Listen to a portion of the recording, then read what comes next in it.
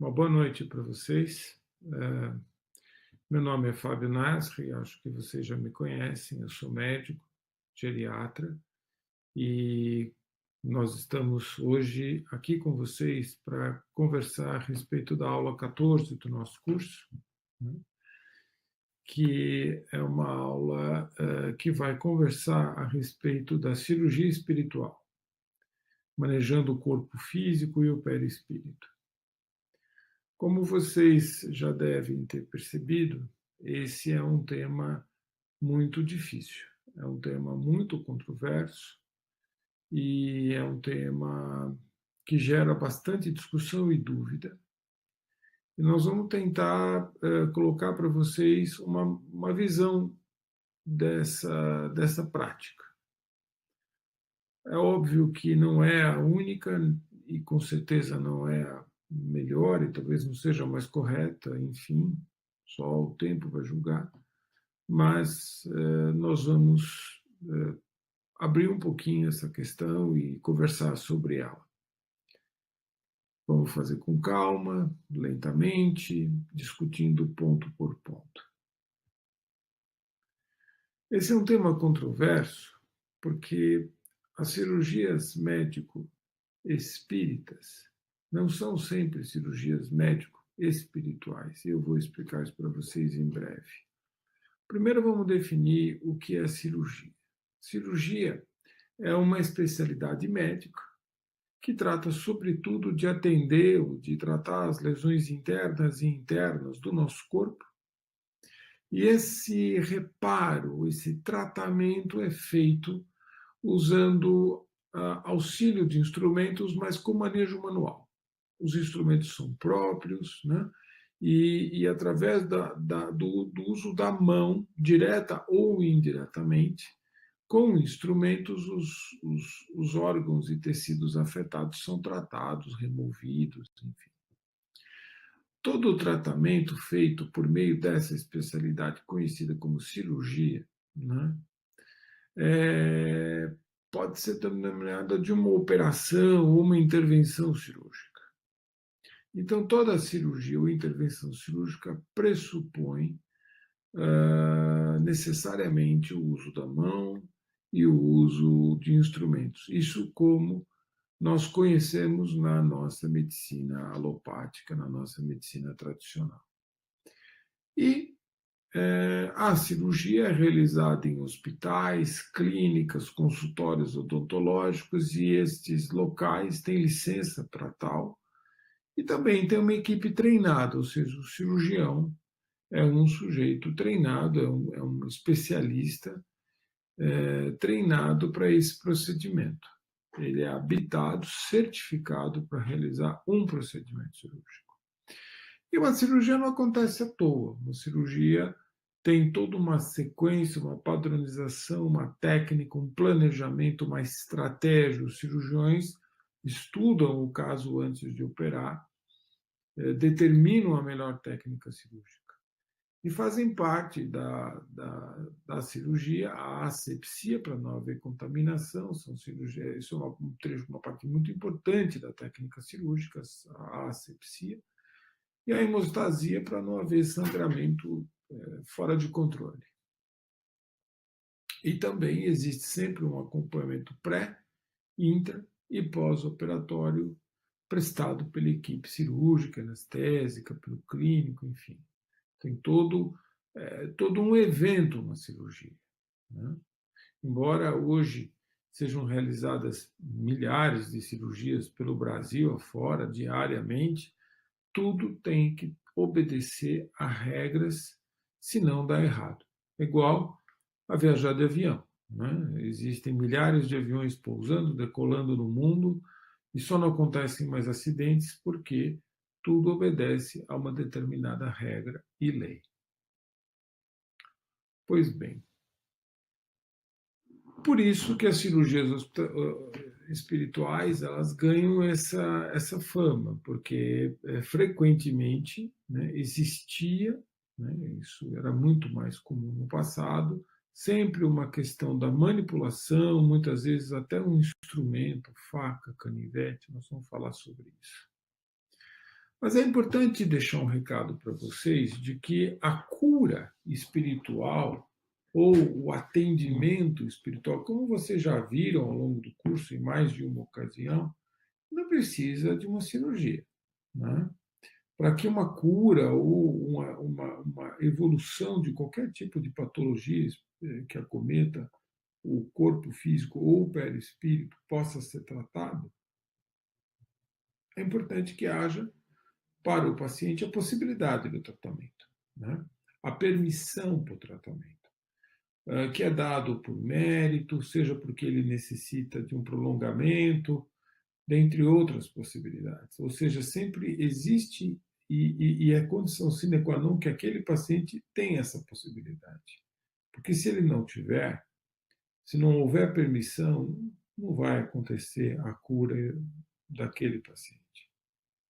Primeiro, e também é necessário, como vocês já viram, que exista a crença do paciente e do médium. E também o magnetismo do ambiente, quer seja em centro espírita, quer seja em qualquer outro ambiente, magnetizado, ambiente onde exista a possibilidade do fluido acontecer. E muitas vezes, quando o médium tem um magnetismo intenso, ou então a capacidade da entidade é tamanha que você não precisa, muitas vezes, nem de muitas condições locais, nem de muita sustentação, dado o magnetismo, a capacidade de manipulação fluídica e ectoplasmática do médium, né? Mas, enfim, é importante dizer que você não precisa necessariamente de uma cirurgia para definitivamente se curar. Dentre as possibilidades de tratamento, né, e é por isso que nós estamos inserindo esse tópico nesse módulo de tratamento, a cirurgia espiritual é um dos tipos de cura espiritual, junto com o passe, a transformação, a oração, enfim. Mas é um tipo de cura, né? Onde existe uma intervenção possível, tanto na massa densa, ou seja, no corpo, como no perispírito. E, mais uma vez, podemos submeter ou nos submetermos a um procedimento desse tipo, objetivando a cura, ou a estabilização da lesão, fazendo com que ela não dissemine, com que ela não aumente de tamanho, né? Ou, muitas vezes, até como uma terapêutica coadjuvante ao auxiliar para o ato cirúrgico.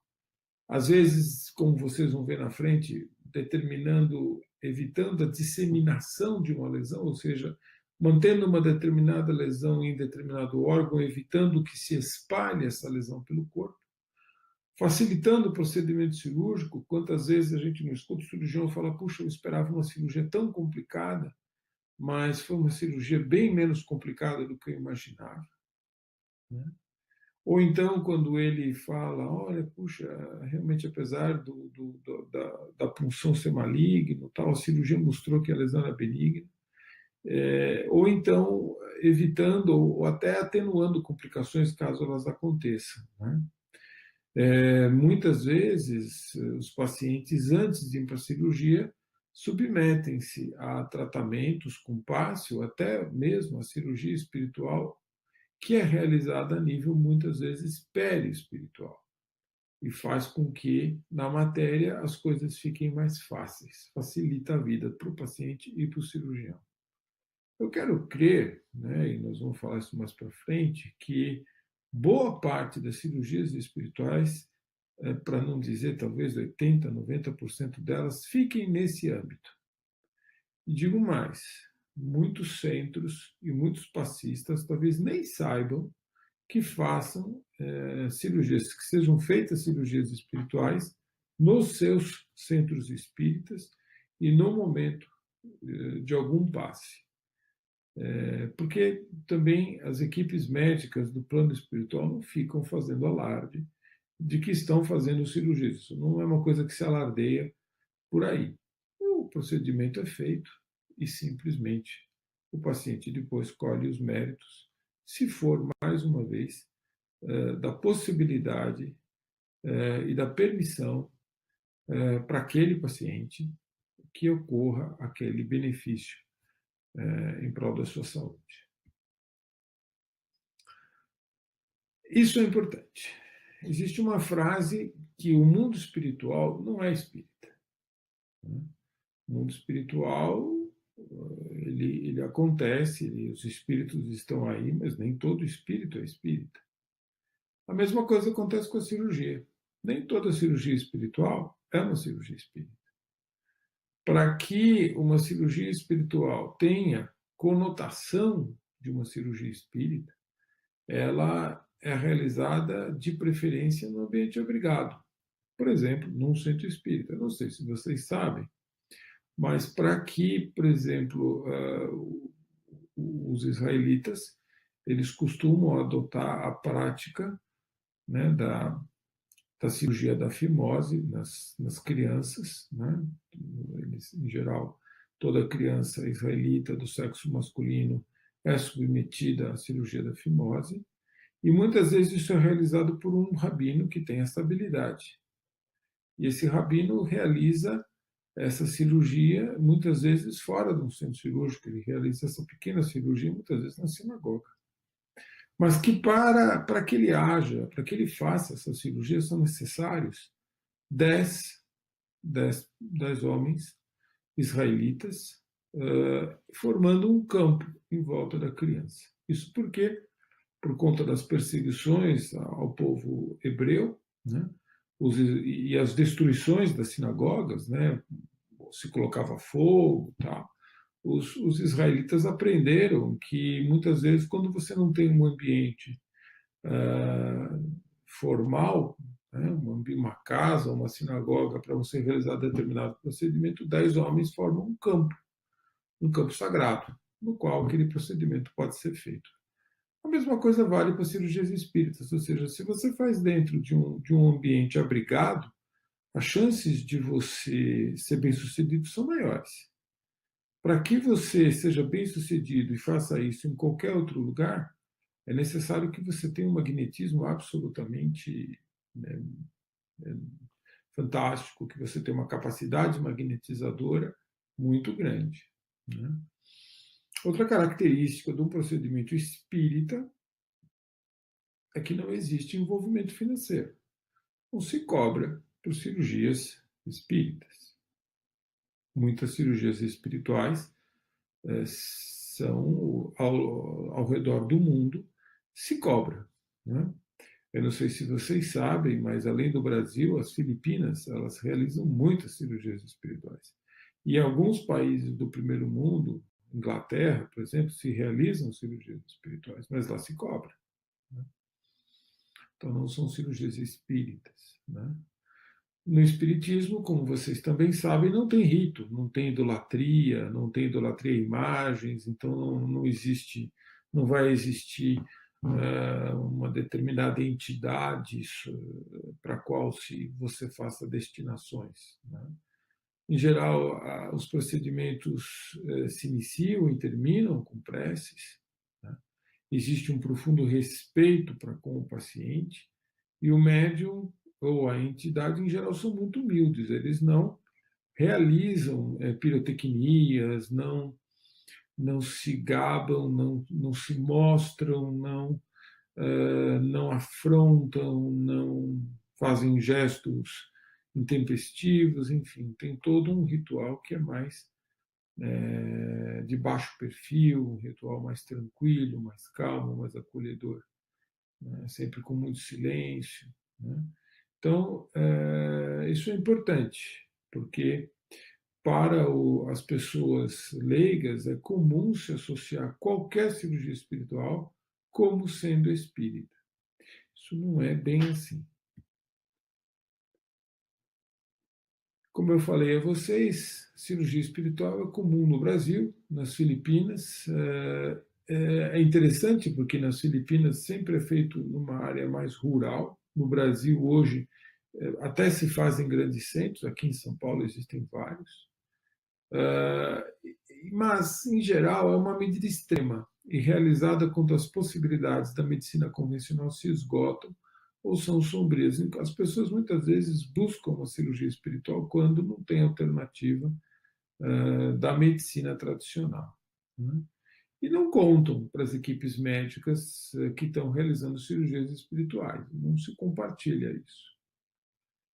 Mas também, até por conta de tudo isso, por os pacientes chegarem extremamente desesperados, desesperançados para uma cirurgia espiritual, e também por não contarem para as pessoas, né, por medo de críticas, elas acabam se sujeitando a fraudes. Isso acontece em qualquer ramo da atividade humana, onde você não conte para os outros, porque é solicitado que você não conte, e aonde você não tem esperança, você está muito desesperado e procura alguém que, de alguma forma, pode se gabar de uma certa habilidade. Ou seja, as fraudes acontecem em vários campos. Isso acontece nas cirurgias espirituais, né? E quais são os pontos importantes que podem ajudar a gente a imaginar que isso está acontecendo frequentemente? Os curandeiros, eles não permitem análise de material. Ora, se alguém tira alguma parte do seu corpo, qualquer coisa que o valha, você tem todo o direito de falar: eu posso levar isso, eu vou entregar para um. Ou então já levar um frasco, qualquer coisa assim, que você pegou no laboratório e pedir uma amostra: olha, vou mandar analisar. Os curandeiros raramente permitem, né? E em alguns casos, a análise do sangue que pacientes coletaram demonstrou ser falsa, né? E havia truques, né? Então, realmente existem fraudes, infelizmente, nesse meio também.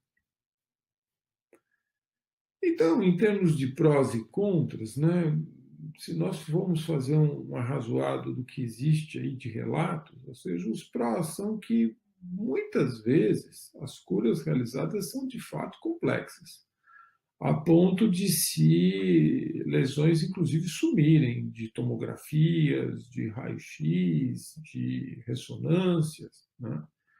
Então, houve aí alguma mudança, houve alguma atitude, enfim, com relação à abordagem da doença com sucesso.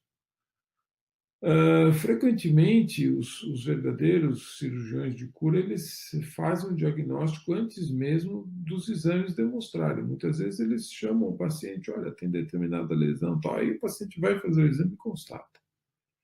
Não tem dor. Essa é uma característica dos procedimentos cirúrgicos espirituais, eles não têm dor. Também não tem um sangramento importante, sangram, alguns outros não, mas muitos médiums de cura espiritual, inclusive, têm controle sobre o sangramento. Para de sangrar a hora que eles quiserem. E a recuperação do paciente é imediata, ele sai andando.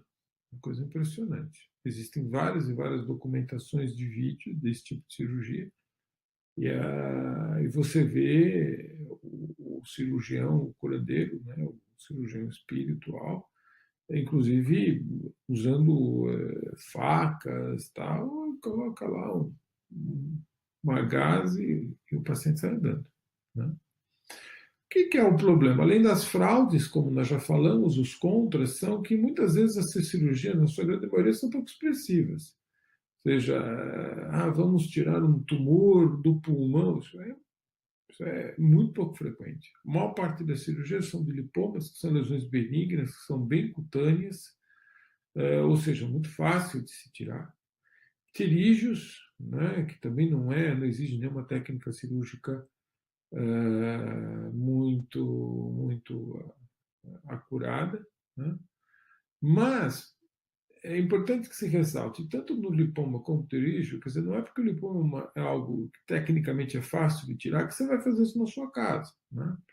E eu tenho certeza que também, se você se resolver iniciar-se, coisa que eu não aconselho veementemente, numa nova prática da sua vida e resolver se tornar um cirurgião espiritual e quiser começar com você mesmo, eu tenho certeza que você vai ter dor e vai sangrar. Ou seja, não é porque são cirurgias tecnicamente simples que elas não têm o seu valor, porque os pacientes não têm dor e não sangram.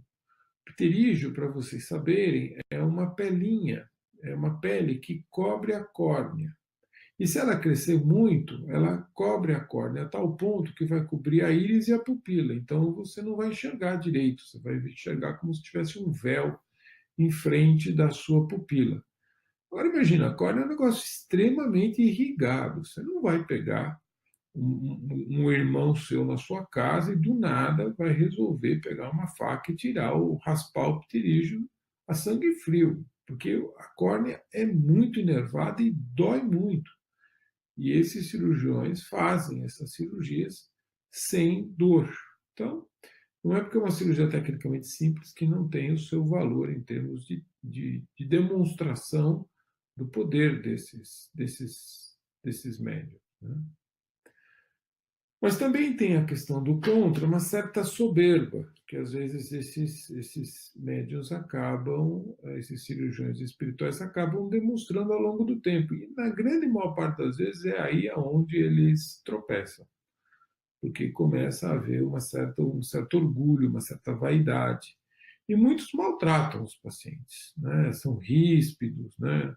Às vezes estão inclusive incorporados por entidades que nem são aqui do Brasil, nem falam português direito e tratam os pacientes como porque realizam muitos procedimentos um atrás do outro.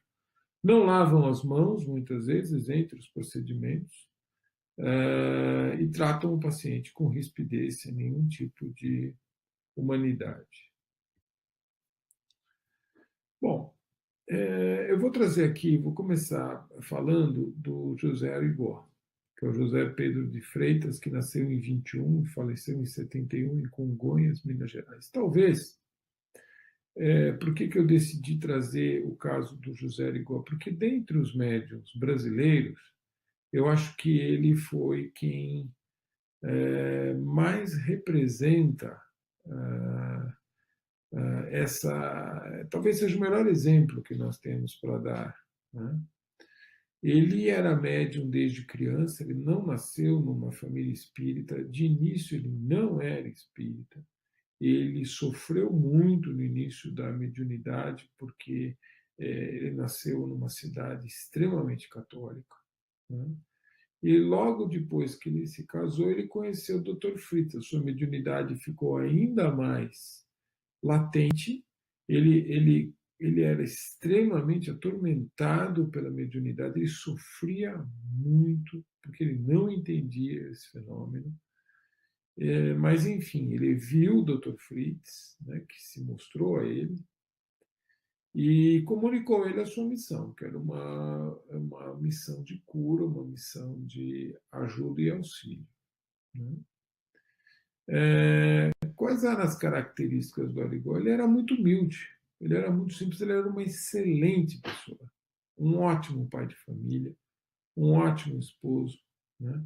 E isso foi, na verdade, o que ajudou muito ele. Quando ele era mais jovem, ele já se comunicava com alguns espíritos que já diziam a ele, por exemplo, que ele não deveria ficar em rodas de amigo onde se falassem mal dos outros. Então, quando começava a falar mal de um terceiro, o espírito chegava e falava: sai daí. E quando ele queria aprontar, quando ele era, obviamente, jovem, né, como todo jovem, começa aí a sua iniciação na vida, toda vez que eventualmente ele tinha algum tipo de mau procedimento, ele puxava a orelha dele. Né? Mas então, ele começou, desde que começou a conhecer o Dr. Fritz, a realizar cirurgias, e era uma coisa que começou a ser espontânea. E ele não tinha a mínima cerimônia. Né? Ele podia, as pessoas às vezes visitavam na casa dele, ele olhava a pessoa, falava: vamos tirar isso daí, e pegava qualquer faca que tivesse na cozinha da casa dele e operava. Teve um caso famoso de um médico da NASA que veio conhecê-lo, porque ele ficou muito famoso, ele foi estudado por técnicos e engenheiros de todo o canto do mundo, inclusive do Japão, vieram conhecê-lo.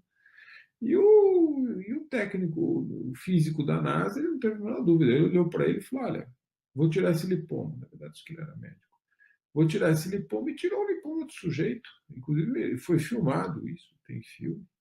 E isso impressionou muito, porque realmente é o que eu falei, não doeu e não demonstrou saída de sangue. Ele foi estudado por universidades americanas, mas ele foi preso 2 vezes por exercício ilegal da medicina. Né? Ele nunca cobrou nada. Ele ficou muito pouco tempo na prisão, porque primeiro que havia uma comoção popular muito grande para liberá-lo, porque de fato ele era uma pessoa muito boa. E segundo, porque realmente ele ajudou muita gente. E ele foi solto da primeira vez muito rapidamente, até porque um dos seus clientes era, um dos seus grandes amigos era o Juscelino Kubitschek. A segunda vez, ele não quis ser solto, porque ele achava que se ele aceitasse, por exemplo, um indulto ou um perdão, ele admitiria que ele estava errado, quando ele sabia que não estava. Então, ele ficou preso, só que foi um tumulto, porque os presos formavam fila, inclusive o diretor da prisão trazia a mãe para ele operar, então ele ficava ali fazendo cirurgias na cela, preso. Depois ele foi liberado. Né? Ele nunca cobrou, realmente ele nunca cobrou nada. Ao contrário de muitos médiums que praticam cirurgia espiritual, ele nunca receitou remédio homeopático, nunca receitou fitoterápico. Ele receitava medicamentos alopáticos, muitas vezes sofisticados, modernos, em doses que muitas vezes os colegas médicos criticavam, mas ele dizia: você vai se curar. Quando ele recebia um paciente que não tinha condição de curar, no início da sua prática, quando ele ainda estava muito no início da sua prática, o Dr. Fritz, através dele, porque ele atendia incorporado, dizia: o senhor não tem cura, o senhor vai fazer uma oração, o que eu vou lhe dar vai ser uma coisa que vai paliar, mas o senhor não tem cura. O que acontece, como eu vou falar mais para frente, é que com o tempo o próprio Arigó sentiu necessidade de entender o seu fenômeno. E aí sim ele começou a ler Kardec, começou a estudar um pouco de espiritismo, começou a atender no centro espírita. E aí as coisas começaram a ficar mais fáceis para o entendimento dele e para o entendimento do próprio Dr. Fritz, que também aprendeu muito estudando espiritismo junto com Arigó. Né? E o que caracteriza o Arigó? Ele atendeu em 12 anos de mediunidade mais de 2 milhões de pessoas. De todos os tipos, ele atendia de tudo. E nenhuma destas pessoas prestou qualquer queixa. Ele só foi preso e quem apresentava queixa contra ele eram as associações médicas da época. Né? Então, qual é a diferença? A diferença, em primeiro lugar, é que o Arigó, que não nasceu em família espírita, não era espírita, ele, ao longo do tempo, sentiu necessidade de estudar e de entender o fenômeno e começou a perceber que poderia fazer isto em ambientes abrigados, mas ele continuou fazendo também fora do centro espírita. Mas a grande diferença, ele era uma pessoa boa.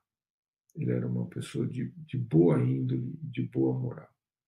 Ele desencarnou num acidente de trânsito, num acidente numa estrada, em janeiro de 71, sendo que em dezembro, no Natal, com a família, ele começou a chorar e ninguém estava entendendo por quê.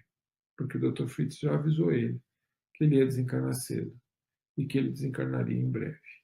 Então ele já sabia que o seu tempo de missão aqui já havia terminado.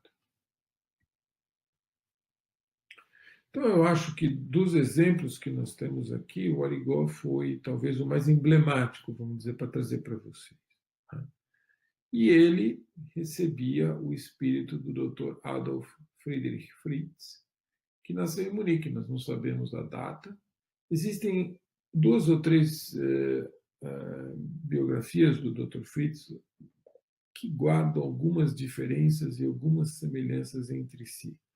Mas quem era o Dr. Fritz? Dr. Fritz Ele aos 28 anos, faltando um mês para se tornar especialista em cirurgia, ele foi procurado por um general que estava com a sua filha gravemente doente nos braços e pediu para o Dr. Fritz para curá-la. A menina foi operada pelo Dr. Fritz, mas desencarnou. Em circunstâncias que a gente não entende bem, parece que houve um erro da administração de algum medicamento administrado por engano pela enfermagem, ou a menina tinha uma febre intratável, enfim. Fato é que o general entendeu que o Dr. Fritz foi culpado pelo desencarne da filha dele. Por ocasião disto, o Dr. Fritz foi preso, torturado, açoitado, ficou numa prisão subterrânea por anos.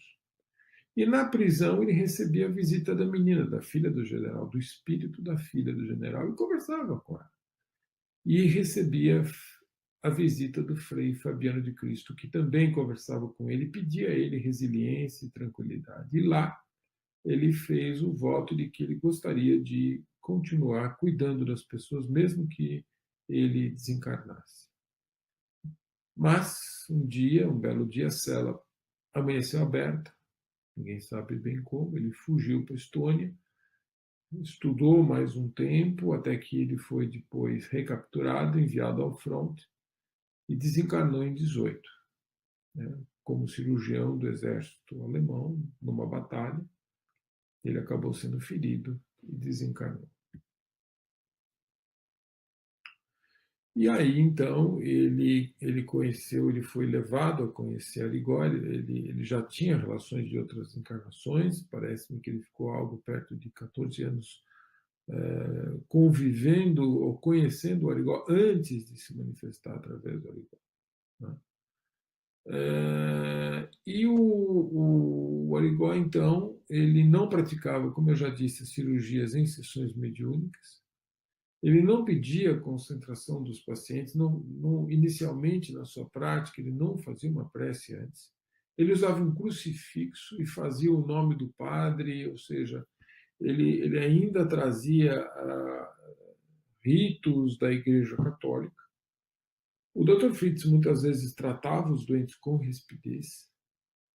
E no início, como eu falei, ele falava quando o paciente não ia se curar. Depois, mais para frente, quando houve um maior entendimento, o Dr. Fritz fazia uma marquinha que só ele entendia na ficha do paciente. Essa marquinha dizia que aquele paciente não ia se curar, né? Mas ele já não falava isso diretamente para o paciente, ele não tirava esperança, né?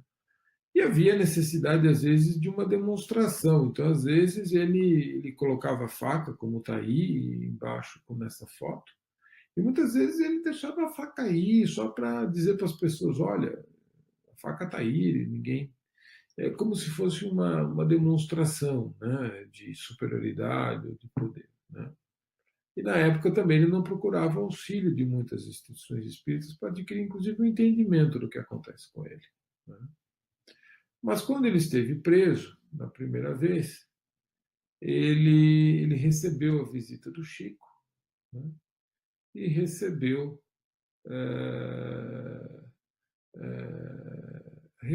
então do Chico a orientação de como proceder, assim, uma orientação, enfim, do que se tratava o fenômeno, né? E o Hermínio de Miranda é quem ajudou o Arigó na prisão a entender o que era. Foi ele que explicou o que era espiritismo, né? E o Arigó mesmo, ele era um médium fantástico. Ele tinha vários tipos de mediunidade, tinha um magnetismo impressionante. E ele sofreu muito com as pressões e perseguições. Depois que ele começou a entender um pouco melhor, aí ele se declarou já com maior entendimento do espiritismo e do que se passava, afinal, com ele. Bom, mas também a cirurgia espiritual foi alvo, inclusive, de um artigo científico, né? Ou seja, encontra-se na literatura médica referência à cirurgia espiritual. E o autor é brasileiro, é o Alexander Almeida, hoje em Juiz de Fora. E o Alexander foi para a Abadiana de 16 a 18 de agosto e acompanhou o médium João Teixeira de Farias. Lá ele acompanhou 30 cirurgias, mas ele só conseguiu investigar 6 casos, ou seja, falar com os pacientes antes, fazer uma anamnese, uma história clínica, avaliar a cirurgia, o porquê que foi, porquê que não foi, se teve dor, se não teve, como foi a asepsia. O médium permitiu que ele avaliasse o anátomo patológico das peças, ou fizesse uma análise do que foi realmente tirado do paciente, e depois ele fazia um contato 6 meses após. Ou seja, das 30 cirurgias, apenas 6 permitiram que ele fizesse isso com os pacientes. E o médium, né, o João Teixeira, ele tinha o primário completo, ele era fazendeiro, atendia centenas de pessoas ao dia. E sem dizer o que a pessoa tinha, elas já recebiam receitas, ou seja, ele receitava sem perguntar o que elas tinham, né? E elas realmente se beneficiavam desse atendimento. Em alguns casos, ele indicava cirurgia espiritual. E aí ele perguntava para os pacientes: você quer visível ou não visível? Se o paciente quisesse uma cirurgia visível, aí sim ele cortava, tal, eram poucos minutos, um salão lotado, ele não tinha asepsia, não lavava a mão entre as cirurgias. E naqueles que a cirurgia não era visível, ele fazia a cirurgia no perispírito. Ele dizia que não havia necessidade de usar o bisturi, né, mas que, às vezes, para as pessoas isso era importante, essa simbologia. Dos 6 casos, apenas 4 responderam em 6 meses. Né? Esse caso 3, por exemplo, é um senhor de 58 anos que tinha um problema de alcoolismo, né? E uma dor incapacitante nas costas, já há 5 anos, e uma hipermetropia, ou seja, uma alteração onde ele não conseguia enxergar direito. Né? Foi feita uma raspagem na córnea, introdução de uma agulha no carpo, ou seja, na mão. Em outros procedimentos, o paciente não teve dor. O citológico eram células escamosas da córnea, não tinha nenhum tumor, nada disso. E apesar de não ter feito nenhuma cirurgia maior, a evolução desse paciente 6 meses depois foi boa. A dor passou, ele se sentiu bem e o óculos dele diminuiu de grau. O mesmo foi com esse caso 4, uma senhora de 40 anos, professora de educação física, que tinha um cisto na mácula, ou seja, na vista, uma dor no estômago há 4 anos, e também ele fez uma incisão na fossa ilíaca, tirou um fragmento ali da região, e foi retirada também um fragmento da conjuntiva, ou seja, de uma parte do olho da pessoa. Não teve dor, e também o histológico mostrou só gordura, né, que foi retirado. Também retirado uma parte da cobertura da córnea, ou seja, mas também não era nenhum câncer, nada disso, mas a paciente evoluiu bem, com melhora da dor e a melhora parcial da visão. E nesses 2 casos de baixo, onde o paciente, no caso 5, tinha dor de cabeça crônica, também ele fez um raspado nasal, o histológico também não veio nada de muito alterado, e o paciente também não teve dor, mas ele referiu, depois de 6 meses, que o quadro dele continua inalterado.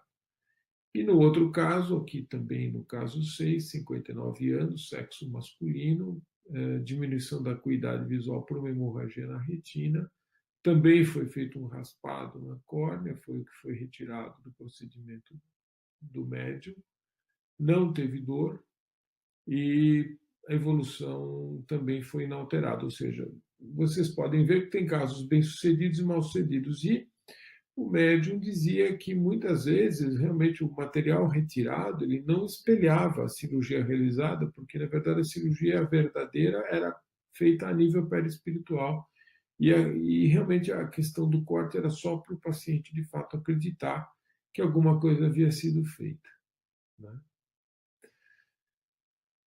Então, o que nós podemos dizer um pouquinho a respeito dessa parte da nossa conversa? Que no Brasil, né,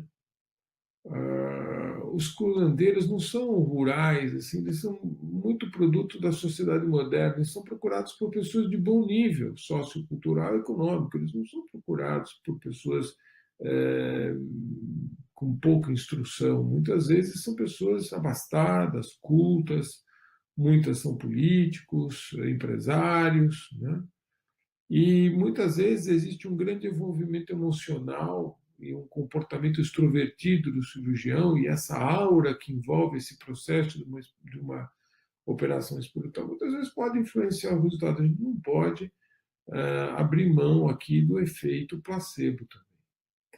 E na literatura existem locais onde se cobra, não se cobra, e os bons resultados são mais frequentes onde se cobram quantias maiores, que é engraçado. Muitas vezes em países de fora você vê os pacientes falarem que melhoraram muito, mas eles muitas vezes pagaram muito por isso. Que também às vezes a gente acaba se questionando um pouco. A analgesia é um ponto comum e especial na cirurgia da córnea, porque, como eu falei, ela é muito irrigada, muito inervada, e algumas pessoas questionam se, pelo fato da pessoa estar sendo submetida a uma cirurgia espiritual, com todo esse contexto, essa aura que envolve o procedimento, se ela não acaba liberando endorfina e muitas vezes acaba sentindo menos dor. E, como eu falei, muitas vezes não se tiram fragmentos patológicos, o que abre mão para questionamentos, inclusive. Mas os cirurgiões muitas vezes dizem os cirurgiões espirituais, que a verdadeira cirurgia é realizada em outra dimensão. Então, todas essas questões realmente abrem na nossa mente aí questionamentos, né? Voltando, o que acaba fazendo a diferença, né? Uma vez perguntaram para a doutora Marlene Nobre por que muitos médiums que são cirurgiões espirituais desencarnam precocemente. Ela respondeu porque muitas vezes eles se perdem na vaidade, se perdem no orgulho e eles desencarnam precocemente, que é para não se comprometerem mais e não comprometerem mais aos outros. No caso do Arigó, era sabido que todo o coordenador da equipe do Dr. Fritz era o Frei Fabiano de Cristo. E fazia parte de 16 médicos, além do Aleijadinho, o Dr. Takahashi, que era um ginecologista japonês, Gilbert, Charles Pierre e outros tantos. A parte da sepsia e da dor era controlada diretamente pelo Frei Fabiano de Cristo. E havia um espírito chamado Papudo que coordenava a segurança. Tinham 600 espíritos que coordenavam toda a segurança envolvendo o processo do Arigó. Inúmeros médicos, jornalistas, delegados se infiltraram para tentar desmascarar. E o Dr. Fritz era avisado pelo Papudo na hora que a pessoa entrava na fila que aquela pessoa era uma impostora ou era uma jornalista. Isso aconteceu com vários jornalistas. Existe um caso famoso até de uma pessoa que entrou, queria assassinar o médium, mas o revólver foi deixado no carro, essa pessoa estava na fila e o Dr. Fritz contou a ela: olha, o senhor veio aqui assassinar o médium, mas eu quero dizer que o senhor já foi, nós já sabemos que o senhor viria, o seu revólver não está aí no seu corpo, está no seu carro. Aí a pessoa ficou muito assustada, enfim, existia todo um processo. Por isso que eu acho que, talvez de todos os médiums que nós tenhamos aqui, o Arigó talvez tenha sido aquele que mais representou um bom exemplo, um exemplo menos contundente. Depois da passagem do Arigó, o Dr. Fritz aparentemente se apresentou novas vezes, enfim, aí, mas como não é esse o tema da nossa fala, nós não vamos comentar muito isso. O que eu gostaria de deixar claro é que uma coisa é o médium e o seu magnetismo, outra coisa é o comportamento do médium na vida pessoal. O que realmente é importante é um alinhamento à ética, à humildade, à moral, e isso é o que faz, o que dá revestimento de seriedade ao procedimento. Bom, mas as cirurgias também evoluem, essa é uma cirurgia robótica. E, por consequência, as cirurgias espirituais também evoluem. Né? Vocês vão ver, existe, por exemplo, o Greg Braden, que é um físico americano, ele trafega por a questão do holístico, da medicina quântica, e ele trouxe o caso de um hospital da China onde não se usa medicamentos, as curas são feitas com passe. E o caso que vocês vão ver é de uma senhora que tem um câncer de bexiga de 7,6 centímetros e ela foi atendida nesse hospital da China. E tinham 3 terapeutas ali com as mãos como se fossem dar um passe, e esses 3 terapeutas, eles foram para o procedimento já dizendo para a médium, dizendo para a paciente que ela estava curada, e que ela acreditasse que de fato ela já estava curada, que a cura já havia se realizado e que ela não precisava ter receio, porque ela já estava. Vocês vão ver na tela. Esse é a ultrassonografista no hospital. Vocês veem um tumor de bexiga, é essa bola que ela está apontando à esquerda no vídeo. Né? Essa é a lesão, ela congelou a imagem. Esses são, na China, esses são passistas fazendo procedimentos de cura. Né? São pessoas que estão sendo atendidas por eles. Né? E vocês vão ver em breve, o vídeo vai voltar novamente para a média. Esses são os passistas que estão aí do lado, são os curadores que estão em pé. Agora ela vai fazer ultrassom e eles vão começar, vocês vejam o movimento nas mãos, eles estão já dizendo palavras para ela: você já está curada, você já se curou. Né? E agora vocês vão ver, à esquerda tem a imagem do tumor, que é essa lesão que ela aponta aí, como se fosse uma verruga que nascesse, isso tem 7 centímetros, é um tumor grande na bexiga. E agora, enquanto eles fazem o procedimento, né, ela vai mostrar, ela está novamente, agora à direita é em tempo real, isso, né, a imagem à esquerda está congelada, a imagem à direita é em tempo real, e agora vocês vão ver o que vai acontecer com a lesão enquanto os passistas estão fazendo o processo da cura. Né? Em questão de 2 minutos, não dura mais que isso, né? Vocês vão ver que a lesão à direita ela vai sumindo. Olha, ela já começa a desaparecer.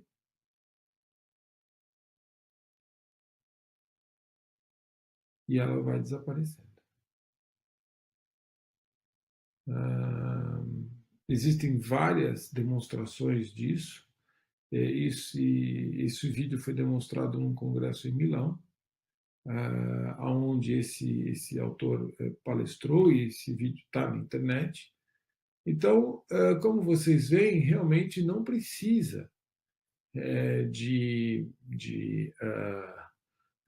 facas, tesouras, né? Porque a cura muitas vezes ela é basicamente no perispírito e se reflete no corpo físico. Nós vamos trazer um caso, né, do que realmente é o que mais acontece, é um caso atendido no Centro Espírita Caibachuta, onde lá é feito um atendimento com passistas, muitos dos quais são médicos, sob orientação do espírito do Dr. Albert. E no final de 2014, esse é um caso trazido pela equipe do Caibar, na época o doutor Rafael, o doutor Luiz Gustavo Mariotti também estavam ali à frente dessa equipe. Né? E no final de 2014, eles foram procurados por uma menina com 14 anos de idade, com distúrbio menstrual, purificação excessiva, enfim, ela tinha um tumor de ovário, e a biópsia demonstrou um tumor maligno raro, e era o segundo caso no Brasil. Né? E ela inicia os passes em novembro de 2014. Em janeiro de 2015, então, ela é submetida a uma cirurgia. O cirurgião refere que retirou toda a massa que ele podia ter visto a olho nu. Mas o Dr. Albert comunica aos passistas que havia a chance de recidiva, e por esse motivo se colocaria um halo, um anel de energia no corpo perispiritual, na altura do útero, no perispírito, para blindar a possibilidade de metástases. Né? E perguntaram para ele do que era construído esse anel, ele falou que era do ectoplasma, doado pelos médiums, mas que esse anel ele se conectaria, ele seria uma conexão entre as zonas mais vulneráveis do perispírito, aonde poderiam ir do corpo físico, e os centros vitais, né, da onde poderiam estar aquelas células mais ainda vulneráveis a processos metastáticos. E através dessa conexão, as zonas vulneráveis seriam constantemente alimentadas, elas seriam inundadas por fluidos, por ectoplasma. Mas quem ia alimentar o anel era a paciente. Então veja a participação do paciente, através do evangelho, de preces, transformação íntima, bons pensamentos. Ou seja, na medida em que o paciente se conectasse com o mundo espiritual e vigiasse as suas atitudes, os seus pensamentos, ele estaria alimentando este halo e, por consequência, a sua própria boa evolução. E para se colocar o halo, havia necessidade da permissão, da adesão mental do paciente à colocação do anel. Isso só foi conseguido depois da quarta semana, ou seja, demorou 4 semanas, 4 vezes, para a paciente mentalmente permitir que fosse colocado o halo. Ou seja, se você vai num procedimento desses numa vez e não simpatiza, não se entrega ao tratamento, você não vai realmente se beneficiar. E a evolução foi boa, né? A última avaliação por biópsia demonstrou que a ausência de lesão, tecido normal, e a paciente estava bem até hoje. Esse é o exemplo mais frequente. Enfim, o que eu quero deixar para vocês é que esse tema é delicado, que hoje não há necessidade de cortes. O próprio Berbel, que é o médium lá de Franca, que faz cirurgia espiritual, foi aconselhado pelo Chico, não corte, não há necessidade de corte. Talvez tenha tido seu lugar numa época passada, onde esse tipo de fenômeno era importante, por uma série de razões da época. O fenômeno mediúnico que acompanha esses médiums é intenso, né? A mediunidade brota, né? A mediunidade não nasce necessariamente em leito espírita, em casas espíritas, ela é um processo espiritual. E aí, através da humildade, da conduta reta, do estudo, o médium vai se aperfeiçoando e vai se tornando um bom instrumento na mão da espiritualidade. Quando isso não acontece, os médiums se perdem na vaidade, no orgulho, podem desviar a conduta, enfim, e aí eles se perdem. E eu tenho certeza que em algum momento vão se arrepender muito disso. Hoje, vários centros realizam esses procedimentos cirúrgicos e, repito, talvez eles nem saibam, nem que eles realizam, e nem a pessoa que se submete sabe que, inclusive, foi operada espiritualmente. Para quem quiser se aprofundar, tem vários livros, esses são livros que eu recomendo, esses da cirurgia espiritual, fala muito do Arigó, e, enfim, eu acho que é uma literatura interessante, e é um tema muito difícil, eu espero ter contribuído, eu espero que vocês saiam dessa fala não convencidos de nada. A única convicção que eu espero que vocês tenham é de que a gente precisa entender mais isso, estudar mais isso, porque esse é um fenômeno que assombra tanto os espíritas quanto a classe médica, mas não é um fenômeno religioso, é um fenômeno que merece estudo científico, e um estudo científico sério. Mais uma vez, muito obrigado por estar conosco, estamos chegando no fim do curso. Vamos ter ainda mais uma fala, mais uma aula na semana que vem, depois um chat. E eu queria continuar agradecendo a vocês por estarem conosco. O meu forte abraço.